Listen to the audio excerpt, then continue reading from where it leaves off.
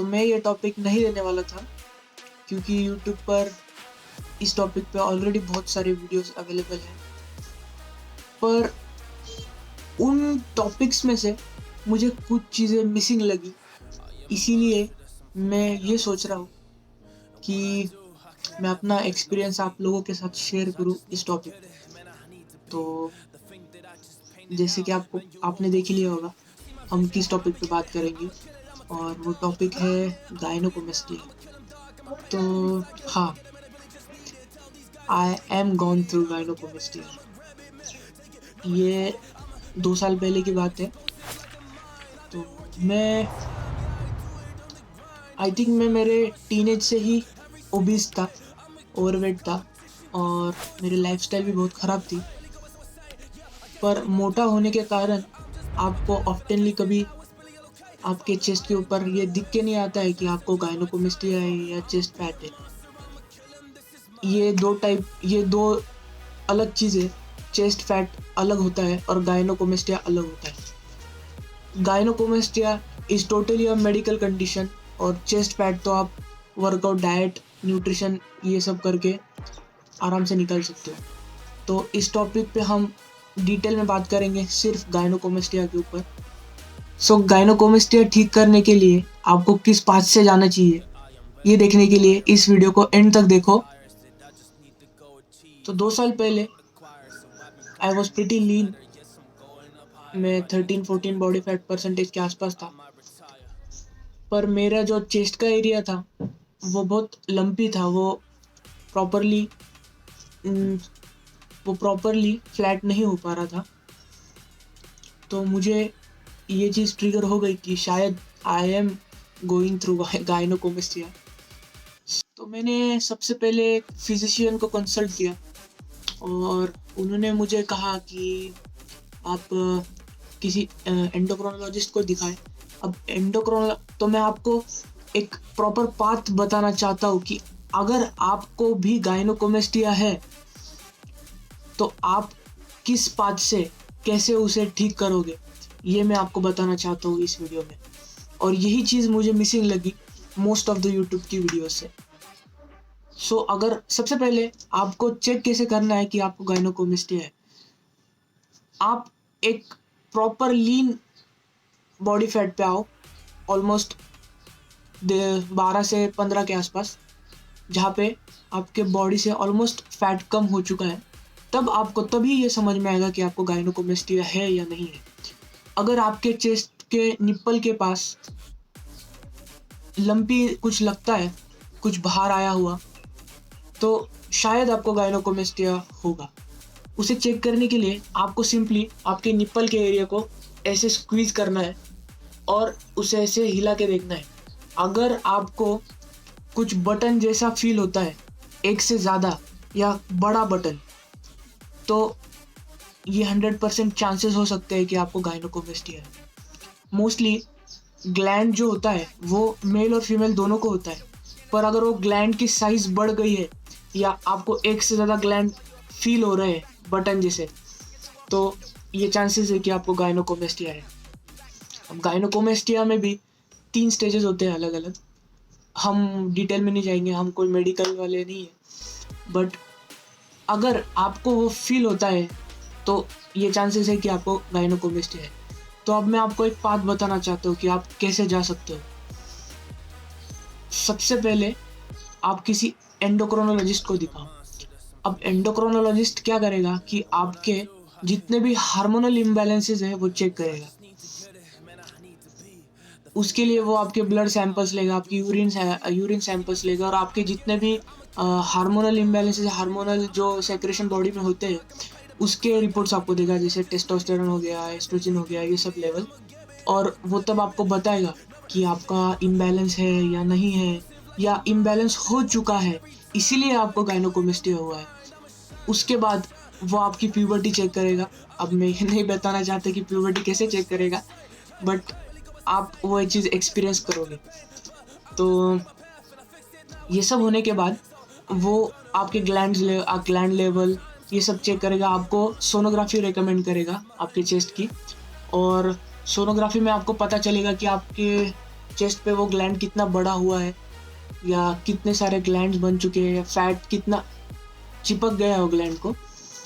उसके बाद वो अगर उसे ऐसा लगता है कि आपको सही में ये ट्रीट करना चाहिए, तो वो आपको सीधा ऑपरेट करने के लिए सजेस्ट करेगा।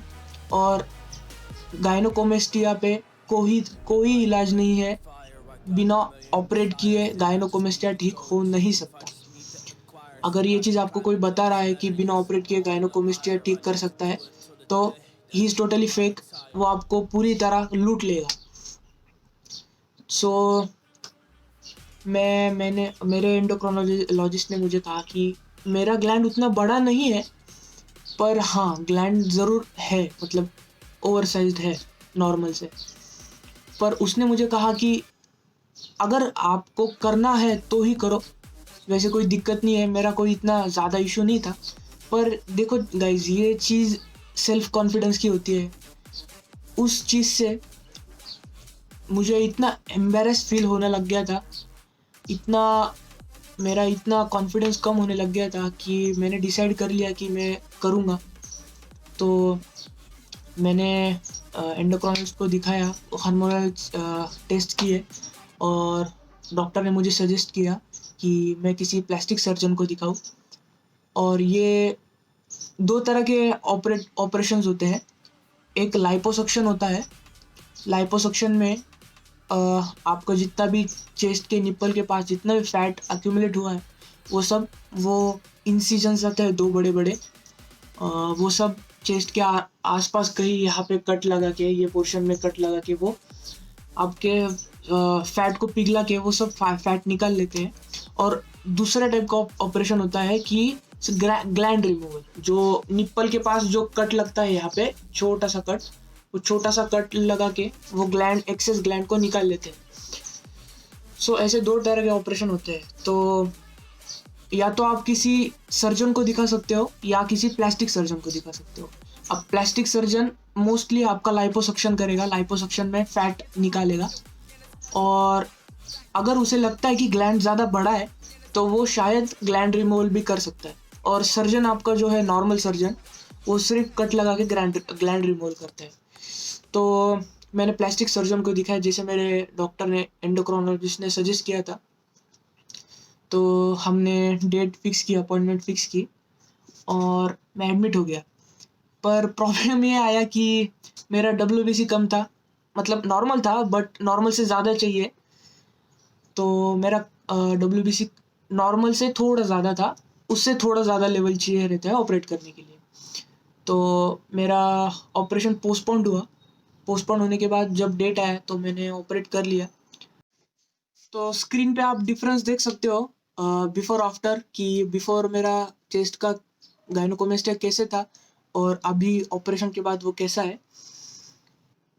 वैसे गायनोकोमेस्टिया कोई जानलेवा बीमारी नहीं है, ये हार्मोनल इम्बैलेंसेस की वजह से होता है, बैड लाइफस्टाइल की वजह से होता है, या कोई जेनेटिकल डिसऑर्डर की वजह से होता है। जैसे अगर आपके डैड को या आपके दादाजी को कभी गायनोकोमेस्टिया की प्रॉब्लम हो चुकी है तो आपको ये हो सकता है। तो मेरे तो ब्लड लाइन में कभी किसी को प्रॉब्लम नहीं आया, पर शायद ये मेरे हार्मोनल इम्बैलेंसेस की वजह से ही हुआ है। तो ये था एक पाथ जो मैं आपको बताना चाहता हूँ कि आपको अगर गायनोकोमेस्टिया है तो आपको ये पाथ लेना चाहिए। और एक चीज़ कि आप आपके डॉक्टर को ये बता सकते हो कि अगर आपको लाइपोसक्शन के साथ साथ ग्लैंड रिमूवल भी करना है तो वो कर सकते हो। मैंने ग्लैंड रिमूवल नहीं किया क्योंकि मेरा ग्लैंड ज़्यादा बड़ा नहीं था। मेरे डॉक्टर ने उसको ऑलमोस्ट नेचुरल रखने की कोशिश की है, सो मैंने सिर्फ लाइपोसक्शन किया। सो आप ये पाथ से जा सकते हो कि आप सबसे पहले एक एंडोक्रोनोलॉजिस्ट को दिखाओ। वो आपके हार्मोनल लेवल्स चेक करेगा, आपको सोनोग्राफी सजेस्ट करेगा, और सोनोग्राफी में आपको पता चलेगा कि आपका ग्लैंड कितना बड़ा है या कितना फैट है उसमें। और फिर आपका जो डॉक्टर है एंडोक्रोनोलॉजिस्ट, वो आपको सजेस्ट करेगा कि आपको ऑपरेट करना चाहिए या नहीं करना चाहिए। आपके मेंटल हेल्थ के ऊपर वो आपको सजेस्ट करेगा कि आप कितना डिप्रेशन में हो या आप कैसा फील करते हो उस चीज़ को लेके। और फिर आपको वो किसी सर्जन या प्लास्टिक सर्जन को सजेस्ट करेगा, और फिर आप डेट लेके आप ऑपरेट कर सकते हो। ऑपरेशन ही एक इलाज है और कोई इलाज नहीं है गायनोकोमेस्टिया के लिए। और फिलहाल मैं आपको दिखाना चाहता हूँ कि मैं अभी मेरा गायनोकोमेस्टिया कैसा है। मेरी चेस्ट एकदम नॉर्मल है, ऑलमोस्ट नॉर्मल है।